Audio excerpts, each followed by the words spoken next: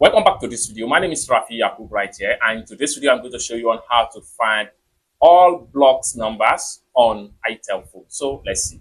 But before we dive into the tutorial, if you find this tutorial useful and you are very new to this channel, remember click on that subscribe, turn on the notification bell for more useful tutorial like this. So with that being said, let's get started. All right, so the very first thing you need to do is to simply head over to your phone call icon. So I'm going to click on here to open my phone call icon. Just like so. Having opened up your phone call icon, next thing you need to do is to click on the setting icon right here. So click on that. So it's going to open up like so. Next thing you need to do is to simply click on blocked numbers. There you have all the list of call numbers that you have been blocked so far on your itel phone. So you can unblock them. It's as simple as that. So basically, this is how to find block numbers on itel phone.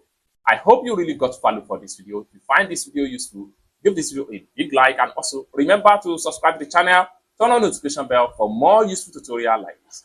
Thank you so much for watching, and I hope to see you in my next video. Bye for now.